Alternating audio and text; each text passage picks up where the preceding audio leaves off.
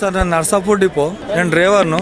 నాకు 0011 బండి ఇచ్చిర్రు. అది 3 రోజులు నాకు శ్రీశైలం వచ్చింది ఘాట్ సెక్షన్ లో. వైపర్ కనబడకపోతే నేను 3 రోజులు, ఇప్పుడు వర్షం పడింది కదా సార్, కేసీఆర్ ప్రభుత్వంలో వర్షం పడింది కదా, ఆ వర్షం నేను రిపోర్ట్ రాసిన బండికి 4 సార్లు నేను రిపోర్ట్ రాసిన. దాన్ని వైపర్ చేయలేదు మెకానిక్లు, చేయకుండా ఆ బండి చేతికి వస్తే వైపర్ తుసుకుంటూ నేను 3 రోజులు వర్షం తడుచుకుంటూ వచ్చినాను. అయితే నేను దాంట్లో దగ్గు మందు, బీపీ టాబ్లెట్లు వేసుకున్నా, డోస్ వేసుకున్నా. ఎక్కువ డోస్ తీసుకోమని డాక్టర్ నాకు ఎక్కువ డోస్ రాస్తే నేను తీసుకున్నాను. నేను ఊపితే 37 వచ్చింది. నేను హాస్పిటల్ తీసుకోపోలేరు, ఎవ్వరు తీసుకోవాలి హాస్పిటల్ కి, మా డిపార్ట్మెంట్ వాళ్ళు. అయితే నన్ను సస్పెండ్ రిమూవ్ చేసి డిఎం రిమూవ్ చేసి సస్పెండ్ చేసిండు. తర్వాత RM కి అప్పీల్ పెట్టుకున్నా, ఆ RM క్యాన్సిల్ చేసిండు. పురుషోత్త నాయక్ సార్ ఉంటారు మాకు ఒక పెద్ద సార్. ఇంకా ఆయన 3 అప్పీల్ అయిపోయిన, 3 అప్పీల్ సార్ దగ్గరికి వెళ్ళాలి. ఆయన దగ్గరికి పోయినా, ఆయన దగ్గరికి సార్ నా పరిస్థితి సార్, నా బిడ్డ లగ్గం చేసిన, బ్యాంక్ లో లోన్ తీసుకుని లగ్గం చేసిన సార్, దయచేసి నా డ్యూటీ నాకు ఇవ్వగలరు, నీ పేరు చెప్పుకొని బతా సార్ అని అడిగినాను. ఆయన రేజ్ చేసి ఇంటికి పంపిస్తారు కాపీ. ఒక ముస్లిం ఆయన తోటి పలానా మనిషికి ఫోన్ చేసి 1,50,000 రూపాయలు ఇస్తే, ఆయన డ్యూటీ ఇస్తే 4 రోజుల 1,00,000 రూపాయలు ఫస్ట్ ఇమాను డ్యూటీ ఏ డిపోకి అలాట్మెంట్ చేస్తే అప్పుడు నేను 50,000 తీసుకొని డిపోకు ఇస్తా అని చెప్పారు సార్. ఇక మేము తిరుమల మళ్ళీ జరిగితే మేము అన్నాయని 46 వచ్చిన డ్యూటీ ఇచ్చిర్రు,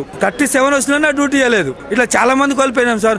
చిన్న పిల్లలు, నాకు ఇద్దరు, ఒక కొడుకు ఒక అమ్మాయి ఉన్నది. ఆ పిల్లని చదివిస్తాలేను. కొడుకు చిన్న ఉన్నాడు అని చదివిస్తున్నా, ఏదో ప్రైవేట్ స్కూల్ కాదు గవర్నమెంట్ స్కూల్. అమ్మాయి అయితే ఇప్పుడు డిగ్రీ అయిపోయింది, ఆమె చదివిపోయినంత నోపికలేదు. అసలు పెళ్లి చేసిన అప్ప ఇప్పటిదాకా తీరలేదు. 5 లక్షలు బ్యాంక్ లో లోన్ తీసుకున్నా డ్యూటీ గురించి సార్. చిన్న కారణాలు సార్, అది పెద్ద కాదు. ఇప్పుడు మమ్మల్ని క్షమించి డ్యూటీ మనం పురుషోత్త నాయకు సార్ కాలు మొక్కిన, ప్రతి ఒక్క RM DM అందరి కాలు మొక్కిన సార్. నా పరిస్థితి సార్, నేను దగ్గు మంది అయినా బీటింగ్ అన్నారు కదా సార్, ఒప్పుకుంటా మీరు హాస్పిటల్ తీసుకుపోయి చెక్ చేసి అన్న, చెక్ చేయలేదు. అదే ఇప్పుడు సూర్యాపేట డిపోలా బీటింగ్ పెడితే డిప్ చేసి ఆయన ఊపితే 46 వచ్చింది, పోలీసు వాళ్ళు ఊపిస్తే 46 వచ్చింది. ఆయనకి ఇప్పుడు డ్యూటీ ఇచ్చినారు. ఆయన దగ్గర ఎంత లంచం తీసుకున్నారు కానీ డ్యూటీ ఇచ్చినారు. ఆయన గుట్టలో డ్యూటీ చేస్తున్నాడు. మేమేం తప్పు చేసినాం సార్? మేము ప్రజలం సార్, మేము ఎస్సీలం, మేము మాలలం, మాకు బతికేం లేదు. కష్టం చేసుకుంటే మేము బతికేది.